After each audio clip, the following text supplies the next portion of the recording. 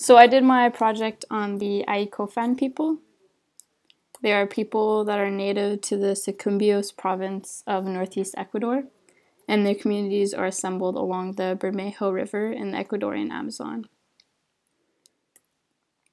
They speak the language Indg, which is a language from the Andean Chibchan language family. Chibchan languages are usually spoken in the northwest corner of South America in countries like Colombia, Ecuador, and Venezuela, and the southern parts of Central America as well, so countries like Panama, Costa Rica, Nicaragua, and Honduras. The Cofan are referred to sometimes as the A'I. A'I just means people in their language, and Cofan means rivers, so they are the people of the river. They're well-versed in Spanish, and around 60% are fluent in their native language.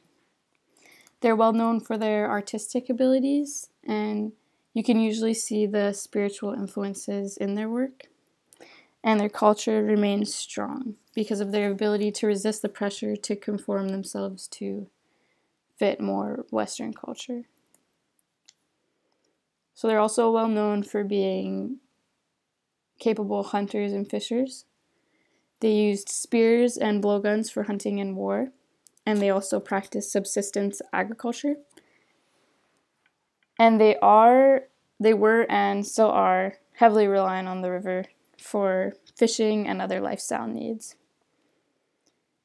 They use canoes as a form of transportation, and their history is passed down orally. With regards to their spirituality, shamanism plays an important role, and they have a ceremony called the Yage ceremony, or ayahuasca, where they consume a mixture made from hallucinogenic plants to physically and mentally purge the body. This is a way to communicate with ancestors to gain knowledge and advice, and shamans sometimes undergo transformation into animals and communicate with the spiritual world. So a brief history of colonization. The Cofan people were always considered fearsome warriors. Them and nearby tribes defeated 3 separate Spanish armies in the late 1500s and burned down the colonial town of Mocoa, which led the Spanish to leave the area. In the early 20th century, the Cofan traders would regularly visit Iquitos and Manaus, which are cities of neighboring countries. And disease greatly affected the Cofan people. So these were diseases like measles, polio, malaria, yellow fever, smallpox, cholera. And in the 1920s, it was the biggest measles epidemic. So disease is what had the biggest impact on the Cofan because of the way it affected their population. They went from having around 15,000 to 50,000 and ended with nearly 400. In the late 1940s, the Shell Oil Company's exploration of Cofan territory basically let the Western world know of the oil within it. And at this time, there was no government policies with regards to ancestral lands. And in 1554, there was 2 American missionaries that settled in one of the larger towns of the Cofan people, and brought with them Western medicine and vaccines, and taught the Cofan how to read, write, and handle money. And 10 years later, oil companies came more permanently to their land. So an example of this would be when Texaco Gulf invaded the area. So while this was happening, forest was disappearing fast, and rivers and animals of the region were being greatly affected, as well as people that relied on the river and the animals. So in the early 1970s, the state claimed Cofan land and an oil pipeline was built across the Andes Mountain. And a road was also built that connected Cofan territory to the rest of Ecuador. So this made for a lot of landless farmers coming to find land, which made for a loss of territory for the Cofan people. And many Cofan communities actually retreated farther into the Amazon. So petroleum exploitation played a big part in outside forces having more contact with their culture. And then in 2002, the Cofan were granted legal control of the last block of unprotected Cofan lands, which is now called the Cofan Bermejo Ecological Reserve. And this was actually the first time a South American government had ever created a protected area that also recognized in its charter its status as ancestral territory of an indigenous group. And it protects some of the most biodiverse forests remaining on the globe, and the Cofan people are able to manage and steward the lands.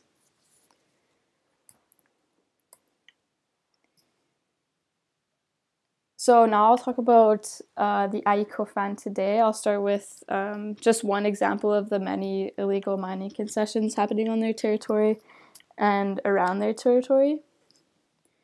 And then I'll talk about La Guardia, which is a unit that the Cofan made in response to invaders exploiting and damaging their environment. And then I'll talk about government-granted mining concessions, as well as a very recent court victory that the Cofan people have had. So for one of the illegal mining concessions, it was found by 3 Cofan men. They found dead foliage and dirty water where 2 gold panners were. This is a really big concern just for the fact that of its potential catastrophic impacts to the river because of mercury. And the river is a very important source of life for the Cofan as well as other peoples along the river, and is fundamental to their lives in terms of bathing, a water source, and fishing. These miners had also been operating illegally without any environmental license or water permit outside the concession. And this is only a small portion of the larger mining problem. The bigger problem being that the small-scale illegal mining concessions are the beginning to contributions to larger-scale concessions that could possibly involve mercury and further contaminate the waters. So the Cofan people's reaction to these illegal mining concessions, as well as other concerns of threats to the environment, is La Guardia. So this is a unit established by the Cofan in 2017 to push back against trespassers and their growing encroachment onto their ancestral lands. So they patrol areas like the Cayambe Coca National Park. They patrol several times a month, carry ceremonial spears carved from chonta wood. They follow ancient trails, set up digital camera traps, all to search for signs of illegal activity like poachers and miners. And La Guardia also declared its own law, which is in their rights under the Ecuadorian Constitution and UNDRIP. And they made this law public to spread awareness, but invaders still remain quite high, even though it has been seen to have some impact on people coming in and exploiting their lands illegally.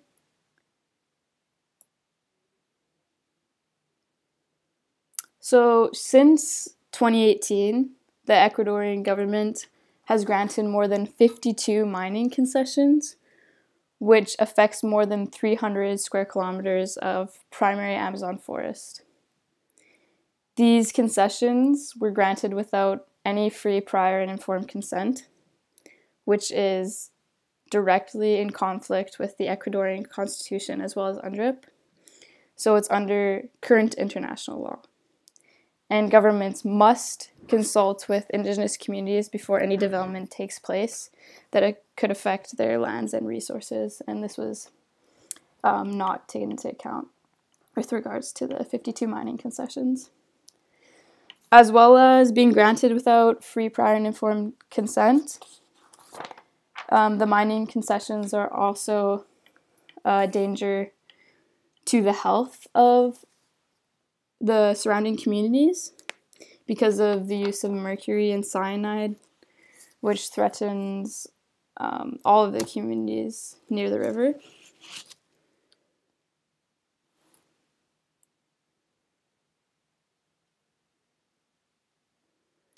So one quite recent court case of the Cofan people was one.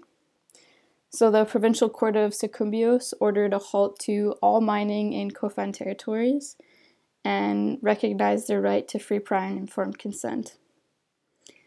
This legal battle began in January 2018 after mining machinery was seen by the Agua Rico River.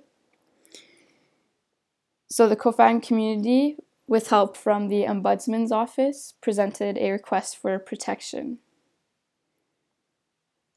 And then on July 27th, Judge Gonzalo Pizarro ruled in favor of the community. He declared that the Ministry of Environment, the Agency of Mining Regulation and Control, and the Water Secretariat had violated their right to prior and informed consent. The court also ordered that the immediate suspension of 20 mining concessions that were granted and the other 32 that are still in process. The Cofan's lawyer calls this a historic ruling. And this is a very significant victory because it confirms their right to free, prior, and informed consent. And it confirms that they are the ancestral owners of the territory. And the International Environmental Organization, Amazon Frontline, states on behalf of this that this precedent-setting decisions will inspire indigenous nations across the Amazon and land defenders worldwide for years to come. So it's a pretty significant victory. And Mark Criollo, with regards to this court case, states, "We will remain vigilant in our territory and will continue fighting until we have a legal title over our entire ancestral land." So Mark Criollo is the president of the Cofan de Sinango community.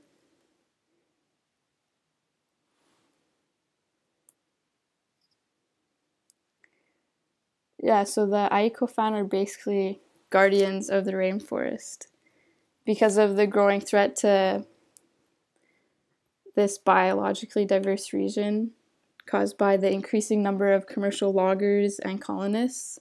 Stewardship by the Cofan is extremely vital to protecting one of the world's richest natural regions.